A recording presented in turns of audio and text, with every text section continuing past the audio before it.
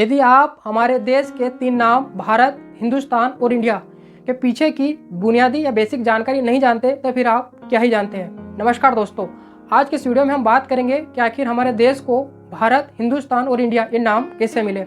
सबसे पहले हम बात करेंगे कि आखिर हमारे देश का नाम भारत कैसे पड़ा। तो इसके बारे में कई अलग अलग स्रोत और मान्यता है।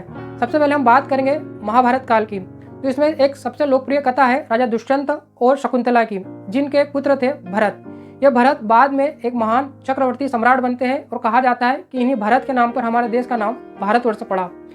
अन्य पुराणों में उल्लेख मिलता है कि जो ऋषभदेव थे उनके पुत्र भरत थे, उनके नाम पर हमारे देश का नाम भारत पड़ा। इसके अलावा त्रिग्वेद में उल्लेख मिलता है कि भारत नाम का एक जनसमूह कबीला होता था, बाद में उसी के नाम पर हमारे देश का नाम भारत पड़ा। इसके अलावा उल्लेख मिलता है कि भारत शब्द का संस्कृत भाषा में जो अर्थ होता है, भा का मतलब होता है ज्ञान और रथ का मतलब है लीन, यानी इस प्रकार भारत का मतलब होता है ज्ञान में लीन, यानी कि जो भारत की भूमि थी इसे ज्ञान के प्रकाश में लीन व्यक्तियों की भूमि कहा गया और वहीं से इसे प्रतीकात्मक नाम भारत मिला। यानी जो हमारे देश को प्राचीन नाम भारत मिला, ये कोई एक व्यक्ति या घटना से संबंधित नहीं है, ये कई मान्यताओं, किंवदंतियों और भाषाई जड़ों की संगम से जुड़ा हुआ है।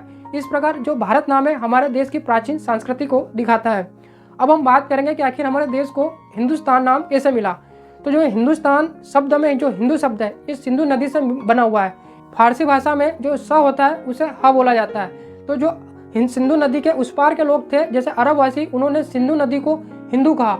और स्थान का मतलब होता है जगह या देश, यानी कि जो सिंधु नदी के उस पार रहने वाले लोग हैं या उस पार रहने वाला जो स्थान है वो सिंधु के नाम पर हिंदुस्तान कहला। इस प्रकार हमें मध्यकाल में विशेषकर मुगलों के समय पर हिंदुस्तान शब्द का प्रचलन होता था और इस प्रकार हमें हिंदुस्तान शब्द मध्यकाल में मिला। अब हम बात करेंगे कि हमें इंडिया शब्द कैसे मिला। तो जो हमारे देश को इंडिया नाम मिला ये आधुनिक काल में मिला, ये भी हमें सिंधु नदी से ही मिला। सिंधु नदी को इंडस रिवर कहा जाता था और यूनानियों ने इंडस नदी के नाम से इंडोस, और ब्रिटिश शासनकाल के दौरान हमें धीरे धीरे इंडिया के नाम से जाना जाने लगा। और इस प्रकार धीरे धीरे हमारे पासपोर्ट, यूएनओ और अंतर्राष्ट्रीय हमें इंडिया के रूप में मान्यता मिली और इस प्रकार हमारे देश को इंडिया नाम मिला। इस प्रकार हमारे देश के अलग अलग 3 नाम हुए, भारत, हिंदुस्तान, इंडिया, नाम जिनका उपयोग अलग अलग समय पर अलग अलग संदर्भों में किया गया।